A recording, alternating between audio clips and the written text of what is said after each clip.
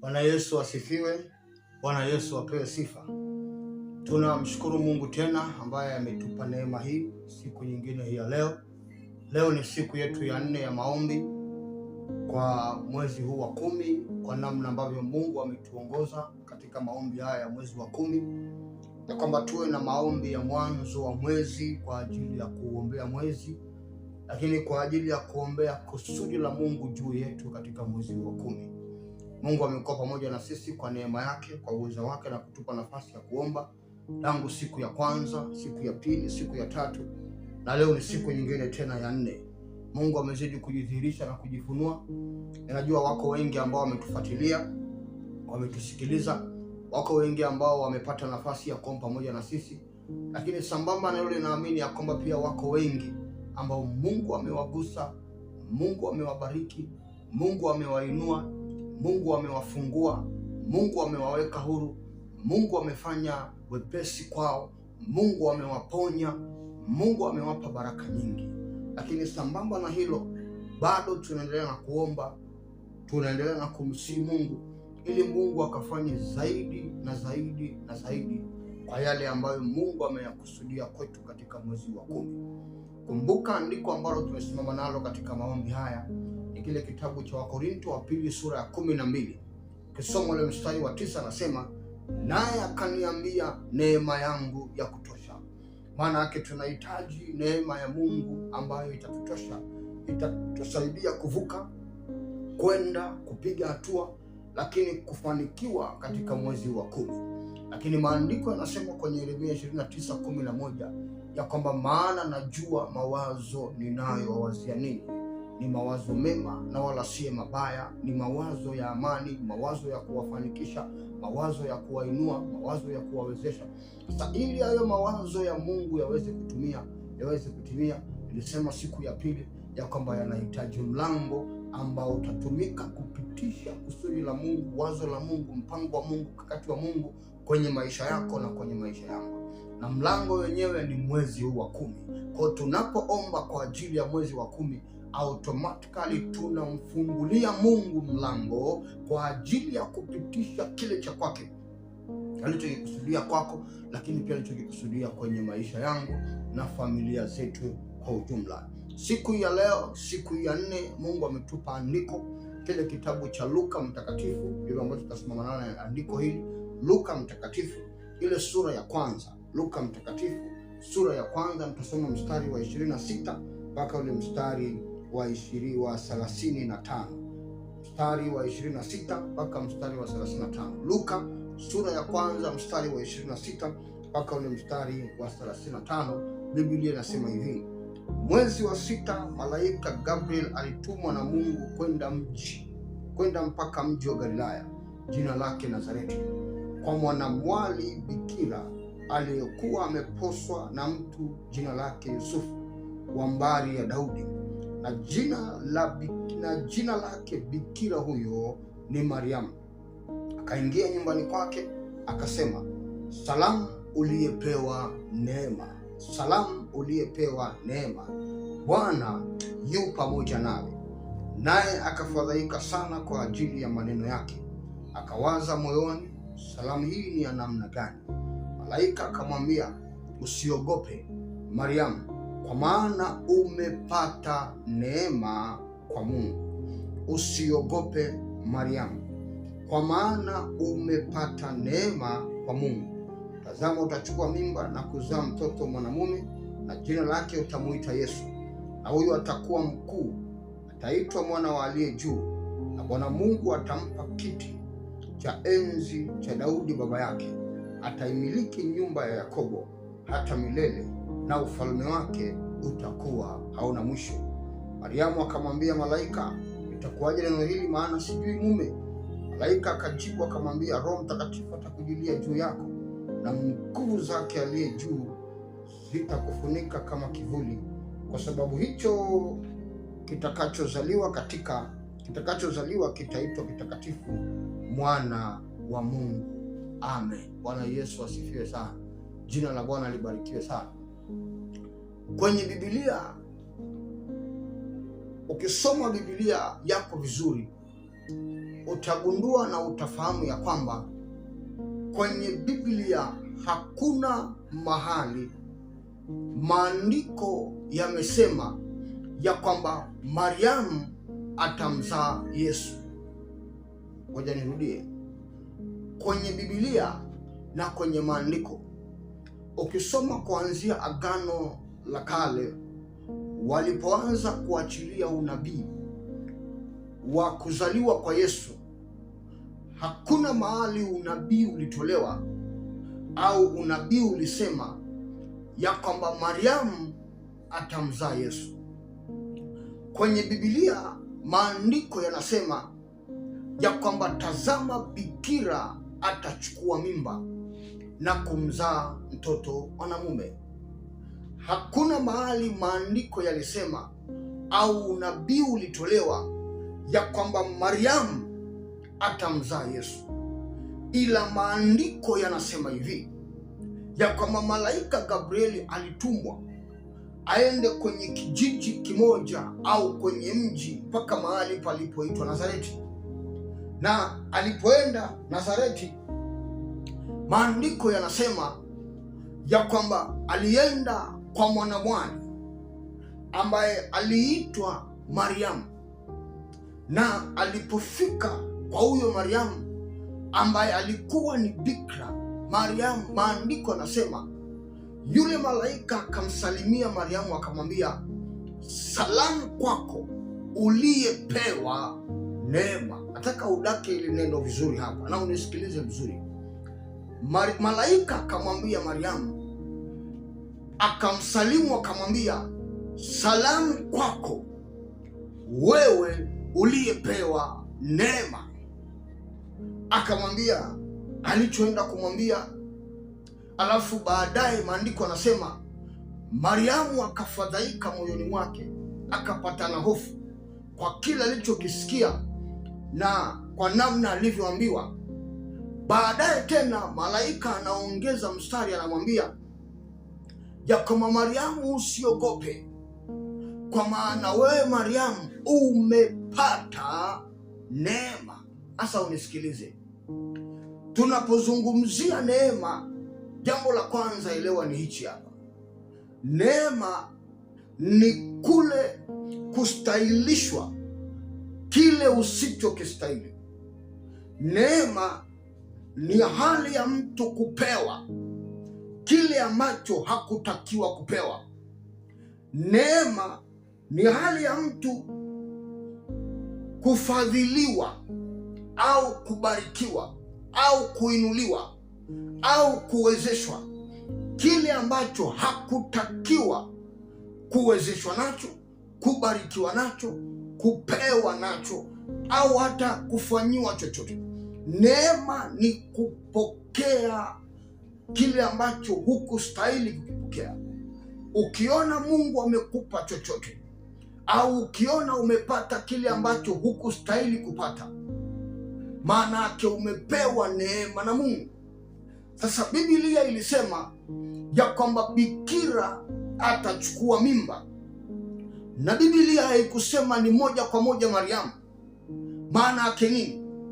Kwenye ule mji wa Nazareti au ile nchi ya Israeli kulikuwa na mabikira wengi sana ambao kwa namna moja ama nyingine wangeweza kutumika kama tumbo la kumbeba Yesu. Kulikuwa kuna mabikira wengi sana ambao wangeweza kutumika kama njia ya kumleta Bwana wetu Yesu Kristo duniani. Lakini kwa nini Mariamu peke yake? Maandiko yanasema ya kwamba Mariamu alipewa neema. Maana yake hakustahili Mariamu kumzaa Yesu. Na vigezo, sio kama Mariamu alikuwa ni bikira mzuri kuliko wengine, sio kama alikuwa mtakatifu. Maandiko hayatuambii Mariamu walikuwa mtakatifu. No. Maandiko yanasema Mariamu alipewa neema. Biblia yako ukisoma inasema hivi, malaika akamwambia, akamsalimu Mariamu, akamwambia, salamu wewe uliyepewa neema. Manake hichi ambacho Mariamu umepewa ni neema. Mariamu, hukustahili kumzaa wewe Yesu, hukustahili kutumika kama mlango wa kumpitisha Yesu kuja duniani, hukustahili. Ila Mariamu, umepewa neema na Mungu. Maana yake nini, mtu wa Mungu, ambacho nataka nikwambie kwenye siku hii ya 4? Kuna watu Mungu amekusudia kuwainua. Kuna watu Mungu amekusudia kuwawezesha. Kuna watu Mungu anataka kuwabariki maisha yao. Kuna watu Mungu anahitaji kuwatoa mahali fulani na kuwapa na kuwapeleka mahali fulani. Kuna watu Mungu anahitaji kuwatoa kwenye level walizo nazo, viwango walivyo, na kuwapeleka kwenye viwango vingine. Sasa ili Mungu afanye hivyo vitu, anahitaji kuachilia neema yake juu yako. Anahitaji kukupa wewe neema, ili kile ambacho hukustahili ukastahili katika jina la Yesu.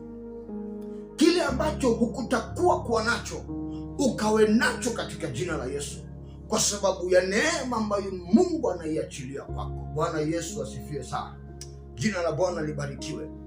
Tunapozungumzia neema, ni kustahilishwa kile ambacho mimi na wewe hatustahili. Hata mimi unayeniona hapa nisimama mbele yako kwa ajili ya huduma na kwa ajili ya maombi na neno la Mungu, sio kwamba nina kibali, ninastahili kuwepo hapa. No, hii ni neema ya Mungu, mimi kusimama mbele yako na kuleta neno la Mungu na kukuongoza katika maombi haya. Kuna watu Mungu anahitaji kuachilia neema kwa mwezi wa 10. Kuna watu Mungu anahitaji kuwapa ndoa. Kuna watu Mungu anahitaji kuwapa watoto. Kuna watu Mungu anahitaji kuwapa kazi. Kuna watu Mungu anahitaji kuwatoa kwenye mashimo ya ulevi, mashimo ya umaskini, mashimo ya magonjwa. Kuna watu Mungu anahitaji kubadilisha status zao, anahitaji kubadilisha anwani zao. Sasa ili Mungu afanye hayo yote, maanake anahitaji kuachilia neema yake juu yako. Kuna familia ambazo Mungu anahitaji kuzitoa kwenye aibu, anahitaji kuzitoa kwenye machozi, anahitaji kuzitoa kwenye madeni, anahitaji kuzitoa kwenye hali walizo nazo. Sasa ili Mungu afanye hayo yote, anahitaji kuachilia neema yake juu ya hizo familia. Bwana Yesu asifiwe sana. Na mwezi huu wa 10 ni mwezi ambao Mungu amekusudia kuachilia neema kubwa mno juu yako, neema kubwa mno juu ya familia yako. Niwe unahitaji kuomba mbele za Bwana na kumsihi Mungu aachilie neema. Maana yake Mungu asipoachilia neema, mpendwa, nikwambie kitu kimoja, kama kuna vitu viliandikiwa kwako utapewa, Mungu asipoachilia neema yake, maidia, hata ungefanya nini mpendwa, hutakaa ukavipata.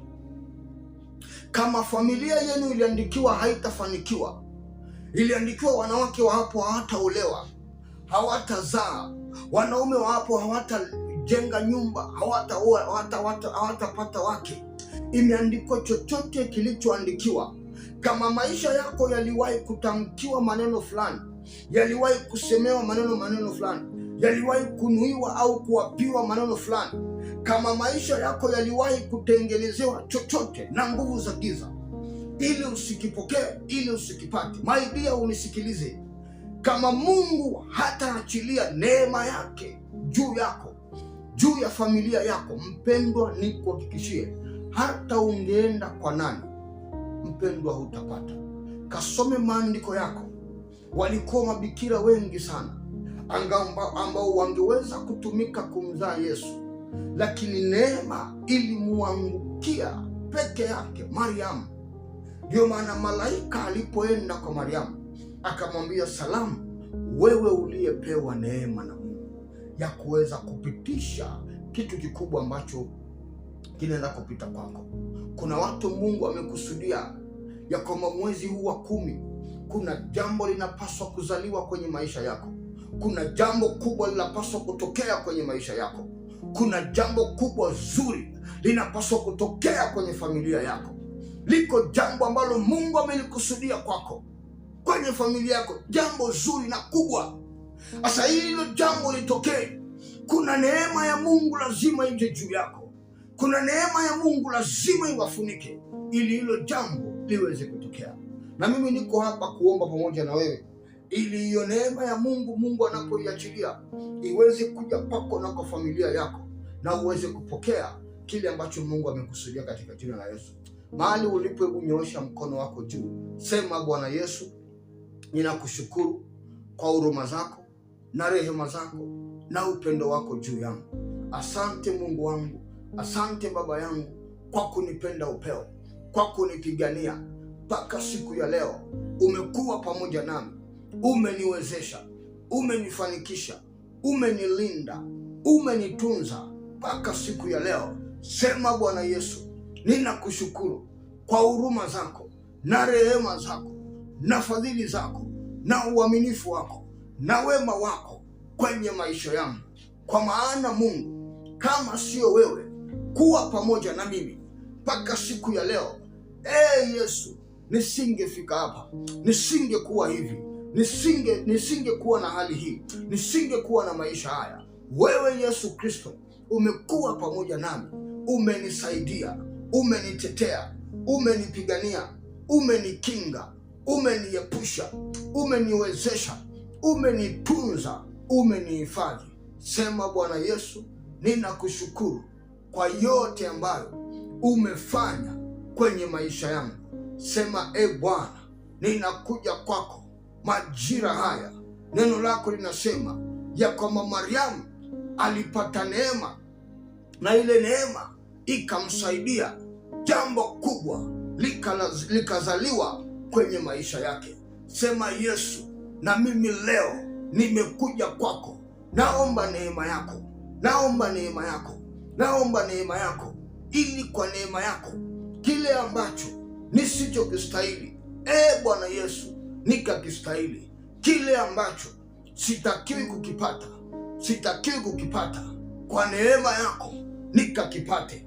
Kile kiwango cha maisha, cha uchumi, cha kifedha ambacho Mungu sitakiwi wala sistahili kukifikia, sema: Yesu, kwa neema yako siku hii ya leo nikafikie hivyo viwango vya juu vya maisha na kifedha na kiuchumi, kwa jina la Yesu. Sema: Bwana, kama ambavyo uliachilia neema kwa Mariamu, jambo kubwa na jipya likazaliwa kwenye maisha yake, sema na mimi leo naomba Mungu, neema yako iwe juu yangu, jambo kubwa likazaliwe kwenye maisha yangu mwezi huu wa 10, katika jina la Yesu na kwa damu ya Yesu, katika jina la Yesu na kwa damu ya Yesu. Hebu sasa anza kuomba mbele za Bwana.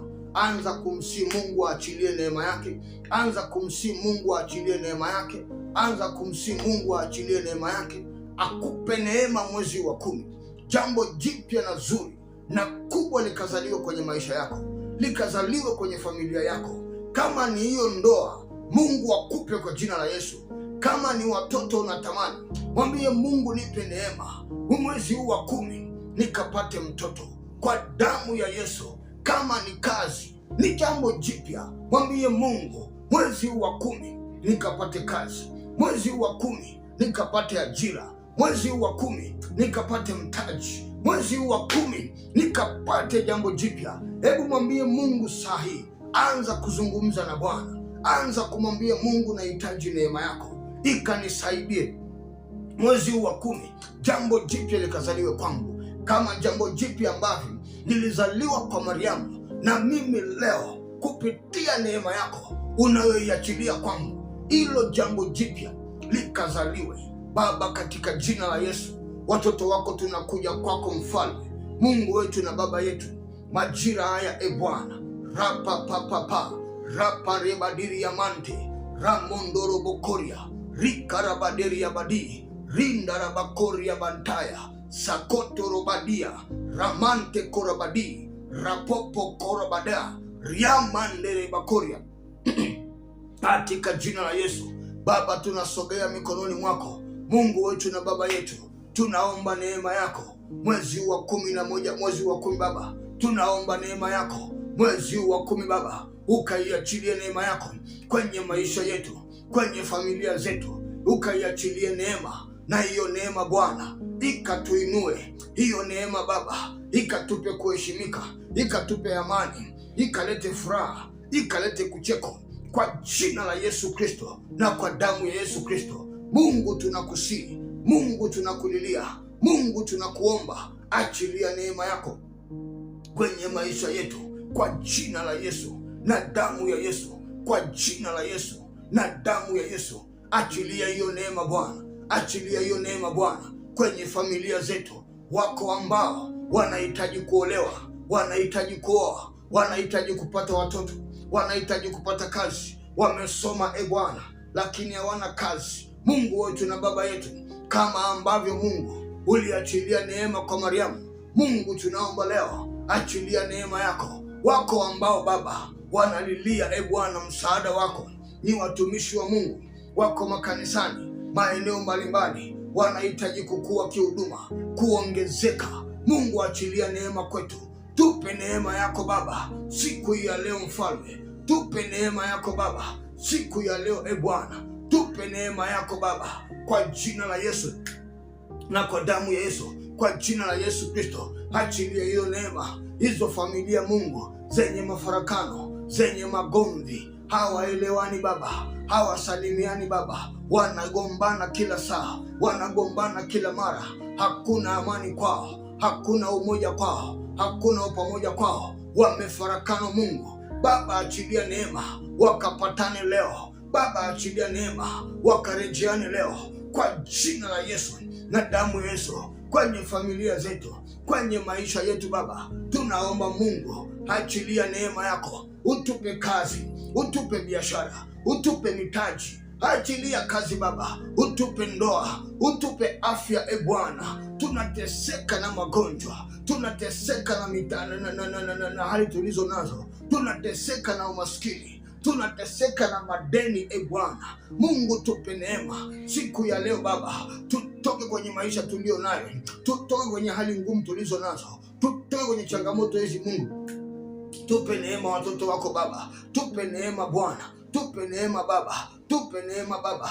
Achilia hiyo neema yako, achilia hiyo neema yako kwa watoto wako Baba, kwa watoto wako Baba, kwa watoto wako Baba. Achilia hiyo neema Mungu. Wakumbuke watumishi wako, wakumbuke watoto wako, kumbuka hizo familia, kumbuka hao watoto wako Baba, kumbuka walemavu, kumbuka wajane, kumbuka yatima walioko vijijini wenye maisha magumu. Yesu, peleka neema yako. Kile ambacho Baba watoto wako Mungu hatustahili Bwana Mungu, mwezi wa 10 Yesu katustahilishe kwa neema yako Baba. Kile ambacho Mungu tuliandikiwa na mizimu na miungu na mapepo na majini na maroho ya kuzimu na maajenti wa kuzimu, kile ambacho Baba tuliandikiwa na wachawi na waganga na washirikina, hatutapata, hatutapokea, hatutafikia, hatutaishi maisha hayo, hatutaolewa, hatutaoa, hatutapata kazi, hatutajenga nyumba, hatutanunua magari, hatutafanikiwa,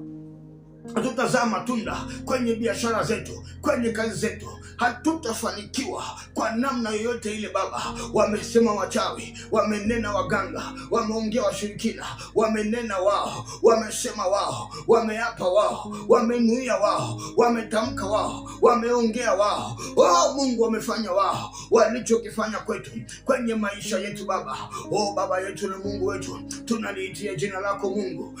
Baba yangu na Mungu wangu, majira haya Baba, tunahisi neema yako, itusaidie Baba. Hiyo neema yako ambayo ili wasaidia wengine, hiyo neema yako Baba ili wakinga wengine, ili wawezesha wengine, ili wavusha wengine, hiyo neema yako Mungu tunaiomba leo, tunaiomba leo kwenye familia zetu, kwenye maisha yetu Baba, tunaiomba leo kwenye biashara zetu, kwenye kazi zetu, tunaiomba leo kwenye uchumi wetu, tunaiomba leo kwenye afya zetu, kwenye ndoa zetu, tunaiomba leo Baba kwa watoto wetu Baba na wajukuu zetu na vitukuu Baba, kwenye masomo yao na elimu yao. Tunaomba leo Baba hiyo neema yako kwenye huduma zetu, utumishi wetu Baba. Tunaomba Yesu hiyo neema yako iachilie sasa, hiyo neema yako iachilie Baba, itakayotutoa hapa, maana umesema katika neno lako ya kwamba neema yako yatutosha. Tunaomba leo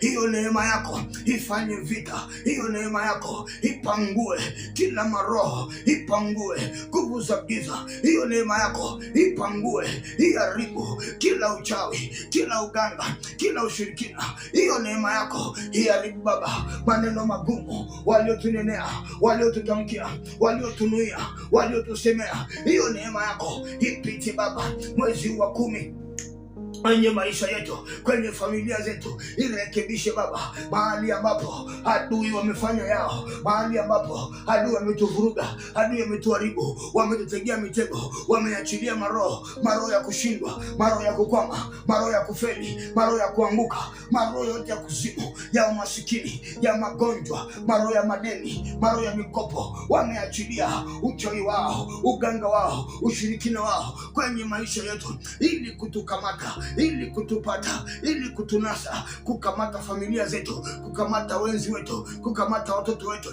na elimu yao na masomo zao, kukamata wajukuu wetu, kukamata vitukuu. Mungu tunakataa, tunaomba neema yako, tunaomba neema yako iwe juu yetu Baba, iwe juu yetu Baba, iwe juu yetu Baba, hiyo neema yako itakayotuwezesha, itakayotuinua, hiyo neema yako Baba. Wametamka hatutafanikiwa, wakaona tunafanikiwa, achilia hiyo neema yako Baba ikatufanikishe. Walitamka wakasema hatutaolewa, achilia hiyo neema Baba kwa watumishi wako hao, kwa watoto wako Baba, wape ndoa, wape kuolewa kwa neema yako Baba, wape kuolewa. Haijalishi mashepu walio nao, uzuri walio nao, hali walizo nazo, elimu walizo nazo Baba, achilia neema yako, watoto wako hao Baba wakaolewe, achilia neema yako, watoto wako hao wakaoe, achilia neema yako juu yao, neema yako juu yao, iwafunike hiyo neema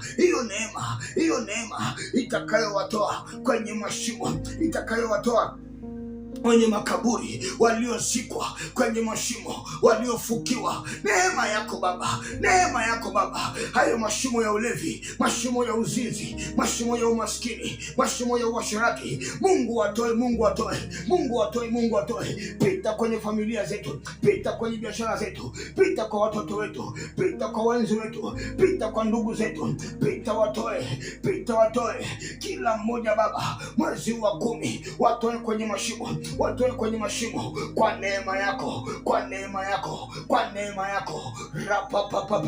Rapapapapa rakoria baderia rikoria manda robo korobadia rama mama mande ramo momo rikaria baba rapopopopopo rikoroba baba rekaria ndarabakoria.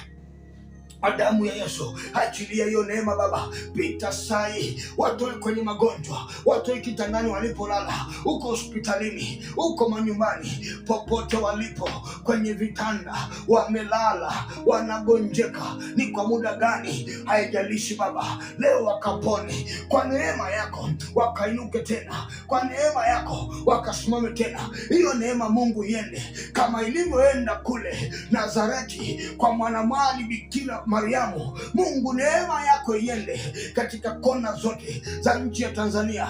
Neema yako iende, neema yako iende, neema yako iende, neema yako iende.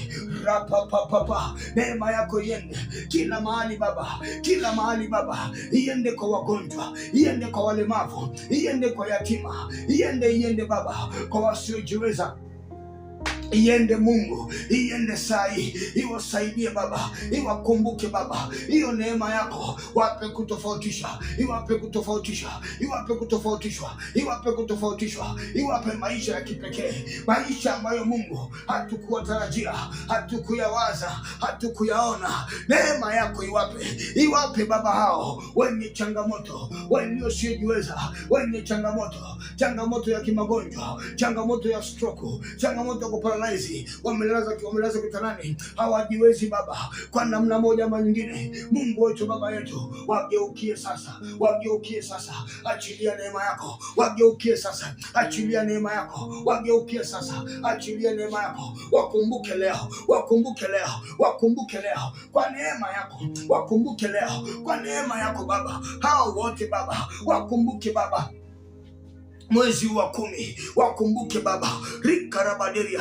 rikariamanta, rindorobokoria, ripapapapapa, repopopopopo, rikariabaderia, rikariantarabakoria. Mungu tukumbuke mwezi wa 10, tukumbuke Baba wale ambao wako kwenye mahusiano na wanakutana Mungu na upinzani mkubwa wa kufunga ndoa, wakwenda viwango vingine vya kimahusiano yao. Mungu tukumbuke, Mungu wakumbuke.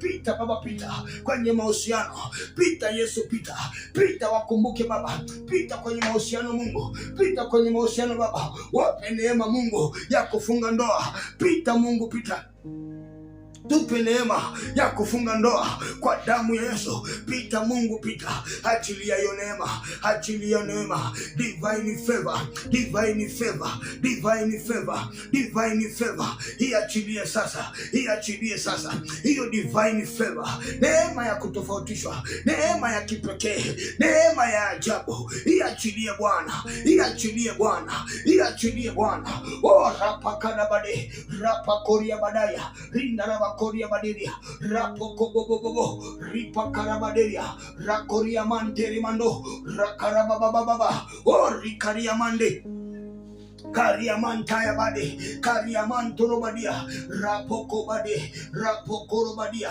Rapapapapa.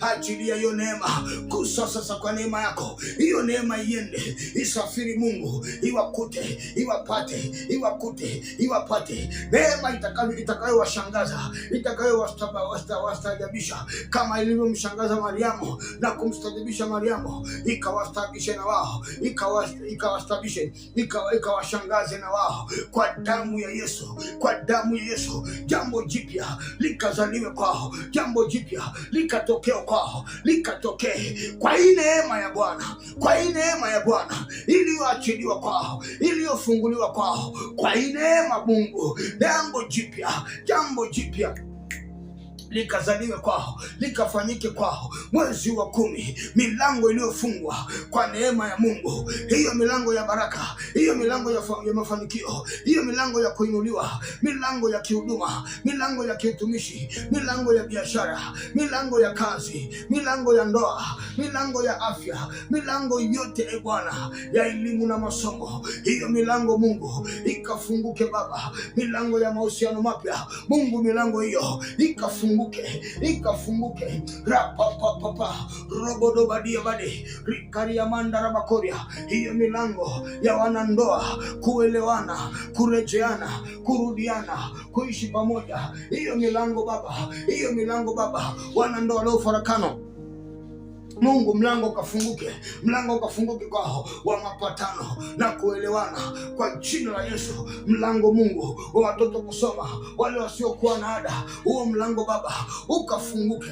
Mlango wa kupona magonjwa ukafunguke Baba, ukafunguke Baba, ukafunguke Baba, ukafunguke Baba, kwa damu ya Yesu, kwa damu ya Yesu, kwa damu ya Yesu, kwa damu ya Yesu, na kwa jina la Yesu.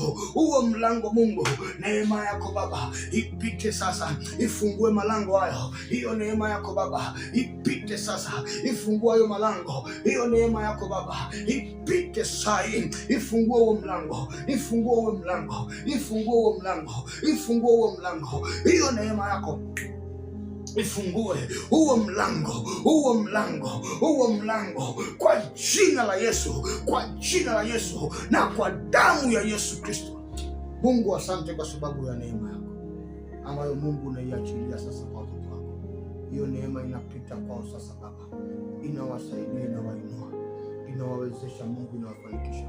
Hiyo neema yako Mungu inapita Bwana, inasawazisha Mungu, inaondoa kila cha adui, inawatoa kwenye minyororo, inawatoa kwenye kamba, inawatoa kwenye mauti, inawatoa kwenye magereza, inawatoa kwenye mashimo, inawatoa kwenye makaburi. Neema yako Mungu inawatoa kwenye madhabahu za giza, Neema yako Yesu inawatoa kwenye roho ya mavumbini. Neema yako Baba inawasaidia sasa katika jina la Yesu na kwa damu ya Yesu. Mungu asante kwa sababu wewe ni mwema, katika jina la Yesu na damu ya Yesu. Amen. Leo ni siku yetu ya 4 na Mungu ametupa kuomba. Jina langu ni Mwalimu Given Msuya. Endelea kutufuatilia, endelea kutusikiliza. Mimi ninaamini Mungu atakuwa mwaminifu sana. Ataachilia neema yake kubwa juu yako, na hiyo neema itakusaidia, itakutoa hatua moja, itakupeleka hatua nyingine. Hiyo neema itakufanikisha na jambo jipya litazaliwa kwako katika jina la Yesu Kristo. Jina langu ni Mwalimu Given Msuya. Mungu akubariki sana. Tukutane siku ya 5. Amen.